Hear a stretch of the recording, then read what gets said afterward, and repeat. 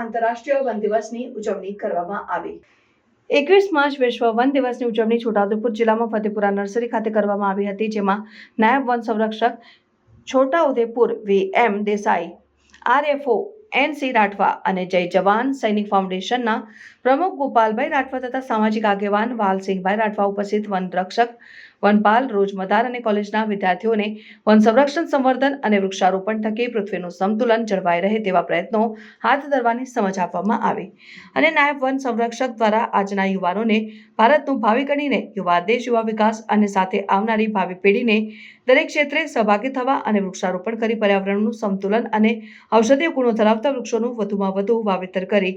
આવક મેળવી આર્થિક સદ્ધરતા માટે પ્રેરણા આપી હતી અને જંગલમાં દવ લગાડવા, ડુંગર નવડાવવા જેવી જૂની, પુરાણી અને ખોટી માન્યતાઓ વિશે લોકોમાં જાગૃતતા લાવવા અને જેમાં વન વિભાગ સહિત લોક સહકાર થકી આવી ઘટનાઓ પર અંકુશ લાવી શકાય તેમ જણાવ્યું હતું। કાર્યક્રમમાં ઉપસ્થિત રહેલ યુવાનોની નર્સરીની મુલાકાત લઈ યુવાનોને રોપ ઉછેર અને વાવેતરની જાણકારી આપી હતી અને નગરમાં પ્રજાજનોમાં જાગૃતિ લાવવા વન વિભાગ દ્વારા બાઇક રેલી યોજવામાં આવી હતી।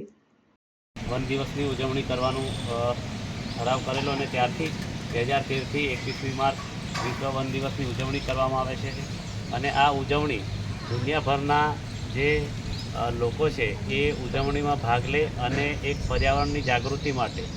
આવનારી જે ભવિષ્યની પેઢીને કેવી રીતે તારવા માટે આ આવનારા જે પરિબળો છે, ગ્લોબલ વોર્મિંગની અસરો છે, જે પણ નદીઓ નાળાઓ અત્યારે સુકાઈ રહ્યા છે, બરફો ઓગળી રહ્યા છે, દરિયાની સપાટી ઉપર આવી રહી છે, ગરમીનું પ્રમાણ અત્યારે દિવસે દિવસે વધતું જઈ રહ્યું છે, તો આ બધા જે કારણો છે એ કારણોના જવાબદાર એક નાગરિક તરીકે એક માનવી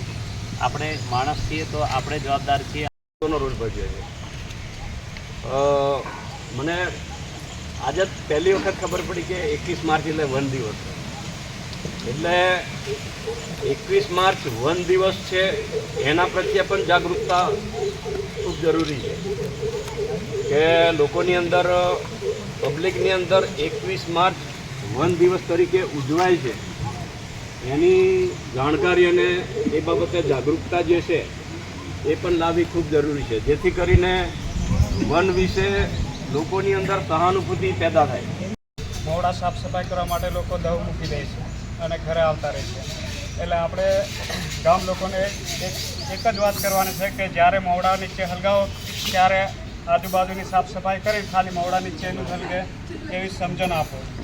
અને આજુબાજુ થોડા અંતરે બાતમીદારો રાખો, જંગલ નજીકના માણસોને મળી અને બે શબ્દ કહો કે જંગલમાં કેટલા બધા જીવજંતુઓ રહે છે જે બળીને નાશ થઈ જાય છે, જે આપણું એક જાતે રક્ષણ જ કરે છે।